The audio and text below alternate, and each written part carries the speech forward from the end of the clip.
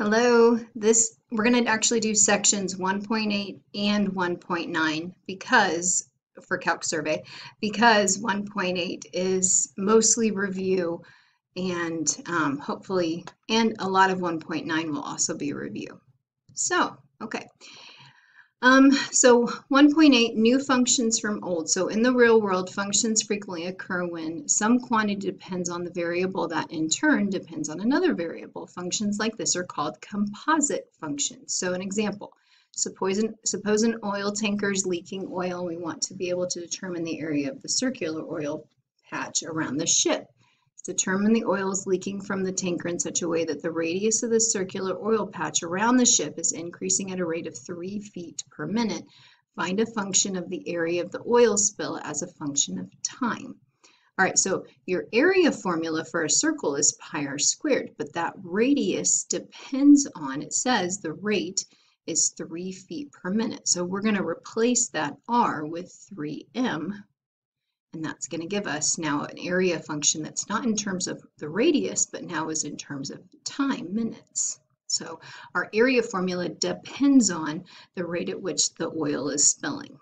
Okay, so here's just some practice working with composite functions. So you're replacing x for f with x minus 1. So you take this function, everywhere there's an x, you replace it with the binomial, and then just reduce. So square out the binomial, square the first, combine and double square the last, distribute the negative, combine like terms. In this case, replace the x and g of x with 3, 1 minus, and after you've put 3 in, and so forth.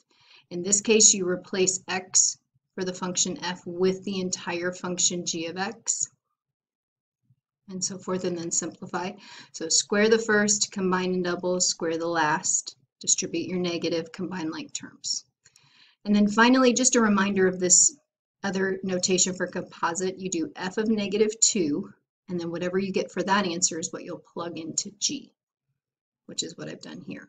So this is f of negative 2, and I'm plugging that into g of x at the same time.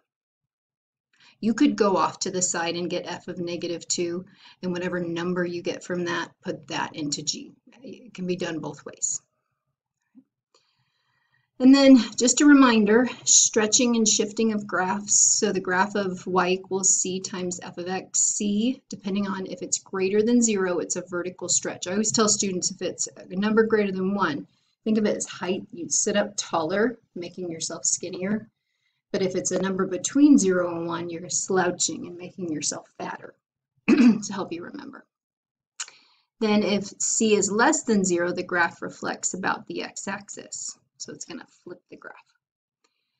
And then, of course, if you add or subtract a k value off to the side, that's going to shift your graph up or down. And then in this case, if you subtract h, remember that's a shift to the right, is opposite sign when it's inside. Okay. X minus is part of the formula, so this h, being that it's minus h, that means to the right. If it was positive, that must have meant h was negative, and it may change that to be positive, so it would be shifting to the left. And then here are some examples of, these are your points that we started with, and so if you add 2, notice all the y values were added. We added 2 to all of them, so it shifted it up 2 units. In this case, we subtracted 1 from all of the x values, and it shifts it to the right 1. Okay.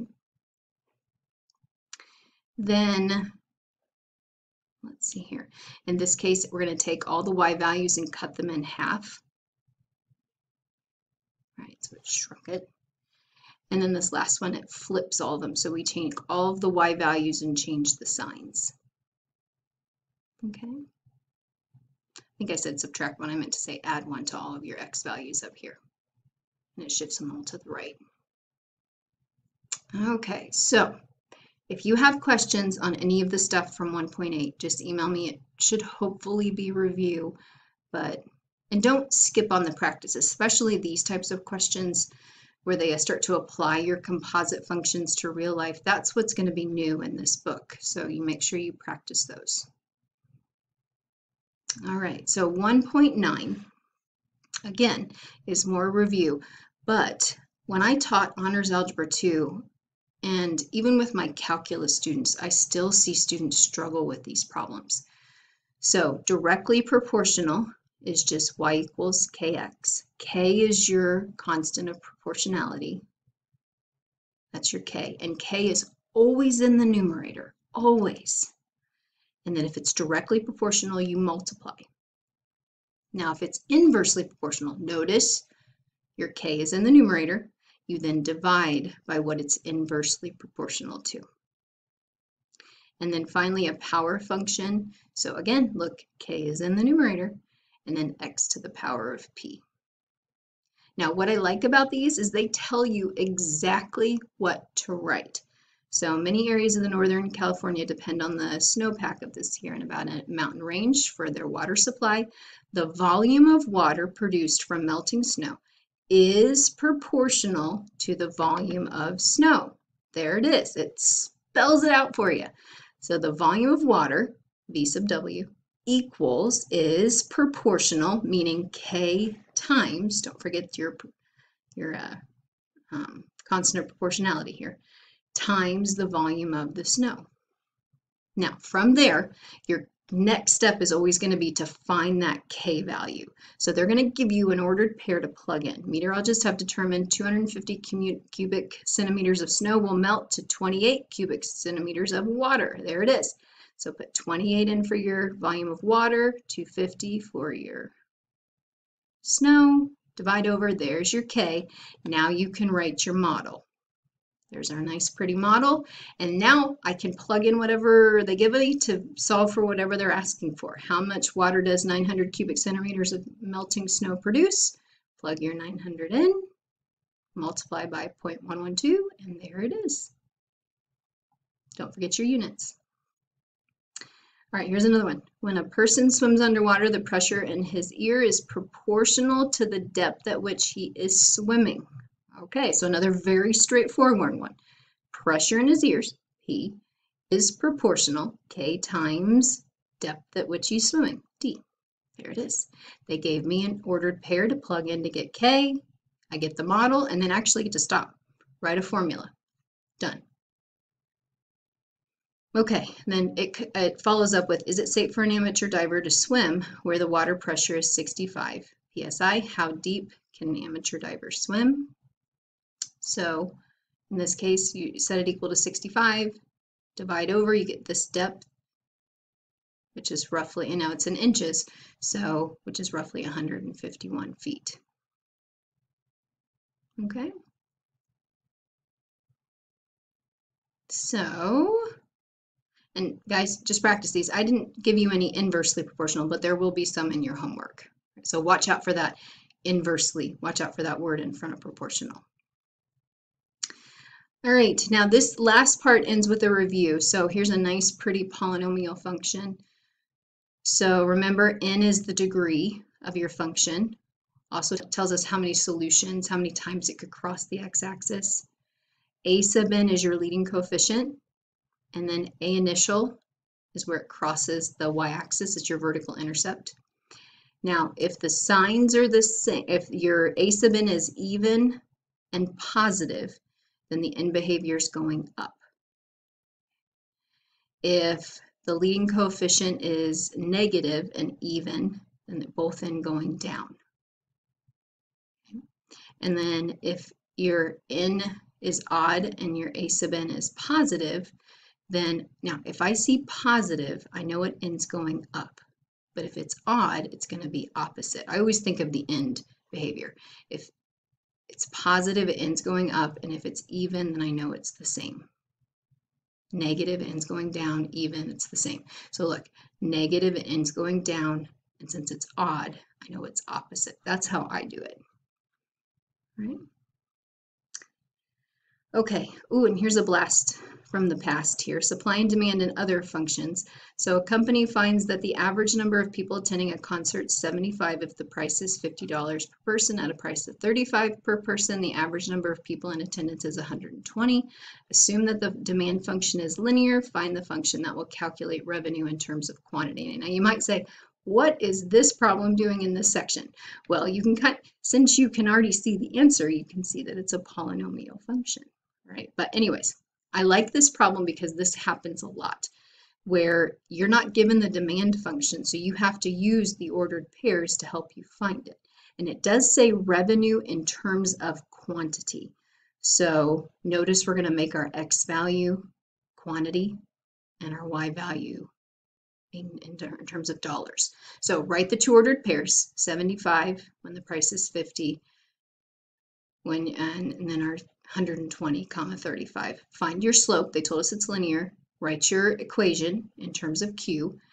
Now, in order to write our revenue, remember revenue is price times quantity. So now I can take this function and plug it in for P.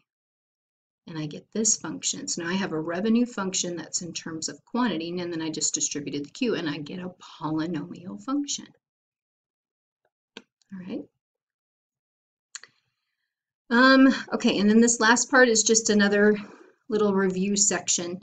And you do have a graphing calculator. Don't forget that. You'll always have a graphing calculator on every assessment in this course. But it's good. This is good common knowledge to refresh. So negative, we know it ends going down. It is a degree of 2, so it's the same. Both ends going down. These are your zeros, negative 2 and 3. And then plug 0 in to get the y-intercept. And you get up here, positive 6. And then just sketch it. All right. So notice over here I said make sure you tell me the x and y-intercepts, the end behavior, and the zeros. And we're going to have a lot of fun with these functions when we start to learn calculus and how calculus plays into all of this. So, all right, and hey, if you found me the vertex point, that would be great too, but this is the requirements on these curve sketching graphs. All right, the x and y-intercepts, end behavior, zeros. That's what I'm going to be looking for. All right, so here's another one. This one has degree 3, so it's opposite. I notice the a sub n is positive, so it ends going up. Degree 3 has an opposite. And then I have a 0 at 0 and at positive 2. Now remember, if you have multiplicity that's even, and if it has a multiplicity of 2, then remember it bounces. And if it has a multiplicity of 1, it goes straight through. So that's what happens here. I start down here, I'm going to bounce off of 0, and then I get to go straight through at 2. Now, when you were in Algebra 2 and pre-calc, you might have wondered, I never know how low I need to go on that. Well, we're going to learn that in calculus. That's coming. All right, and that's what I put over here, the multiplicity. Even multiplicity, it bounces. Odd multiplicity greater than 1, it's an inflection point. And we're going to see that with this one. All right, so this one has 1, 2, 3, 4, 5. So degree 5, I notice there's a negative here. So it ends going down, and it's opposite because it's odd. So I'm going to be starting up here. I have zeros at 0, negative 1, and 3. 0, negative 1, and 3.